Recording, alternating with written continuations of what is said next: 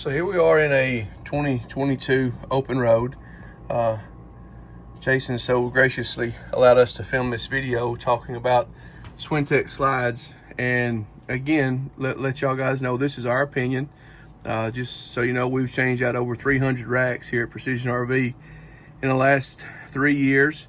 And this is how we do it. So we're not telling you to do this, but we'll show you why we do what we do and the buttons here. So our opinion is when you hear it time out, you hear it go is when you let off, and if you don't, you can experience a popping sound. And Jason's slide here is experiencing that popping sound, so we're going to extend it and run it and see if we can hear that sound, let you hear the sound, and then let you know what we do to fix that.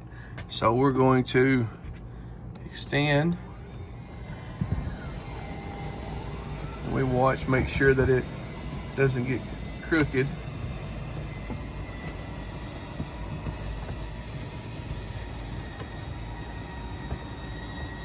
So this is the bigger of the slides, the 130 inch.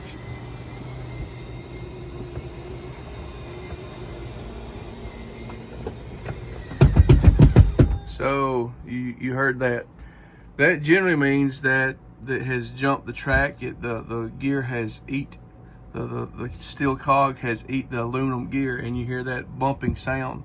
Now, what we do to eliminate that, the ones that I would say probably of the 300, maybe 240 of them at least, I'd say 4 out of every 5 that we do, or more like maybe 9 out of 10, I guess, is when you hold the button down for an extended period of time, that pops, that jumps. And I'll walk outside and show you when that metal gear eats that aluminum track, we experience that. So I'm gonna bring this back in, and again, a lot of times they will run in and out, and I want you to hear is what we do here.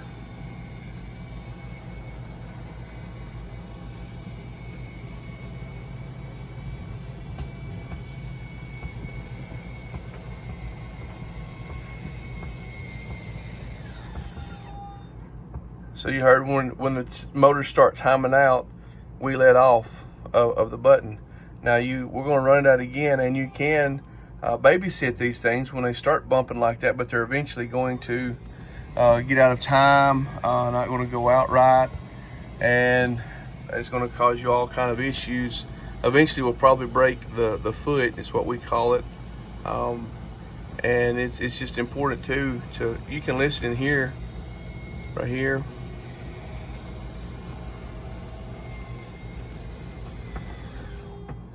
So see, I'll let off just in time, and sometimes it may not seat properly all the way out or all the way in. You want to hear it go whoom, but if you continue to hold this down, it's going to pop like it did a while ago, and that's what we see causes the issues in most cases with the Schwintek's.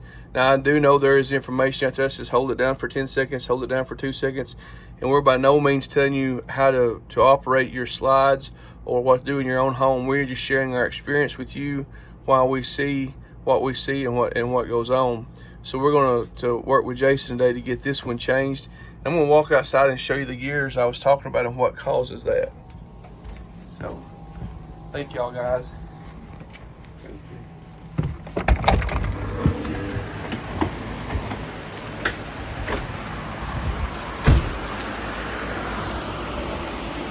Yeah, we're doing some ceiling panels today here too. So let me show you this. It's just kind of easier to show you, but you have this gear, this metal gear that fits inside here, and this is the bottom track.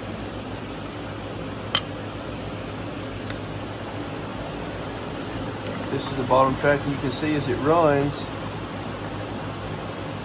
on that gear. So when we get to the end here, you can see this one has been eat up. So what happens is when you hold that down and you prolong holding that down as that gear turns, as long as there's teeth there, it'll stop. Now in a perfect world, they would cut these even like this right here, you can see right here, you can see how it's an even cut right there, that it stops evenly, and there's a full tooth holding it. What they do is they make these they're longer and they cut them to length. And when they do, this one here, you can see there's no tooth there. It kind of, like this other side, as it stops, there's a tooth right there that stops it. But on this side, when they cut it in the middle of the track, so you have kind of a half right there. So when that runs down, what happens is this will, if you prolong holding it, it skips over that. And when it does, this steel cog eats this aluminum track. And you can see, let me get the focus right here. You see how it eats that out right there. And that's what you hear, that bumping that we just heard, is this cog rolling over and over and over on this place that's ate out. Now once that happens, you can babysit them, and people have used them for several months. But to fix it, you have to change out the rack system. You know, you get a rebuild kit, but they don't come with these racks. So if you have a rack that has new racks on it, you can change those out. And in most cases, you just change the whole thing out. But that's why we suggest here at Precision that when you hear that timeout, that whoop, that you let off the button, you don't hold the button down for longer, 2 seconds, 10 seconds, something like that, because of the design issue here of how this is made, because that cog will flip over that and cut into that, and that's what you hear, that bumping sound, and that's what causes that. Again, this is just our experience. Thank you for watching. This is just how the Precision boys do it. Thank you.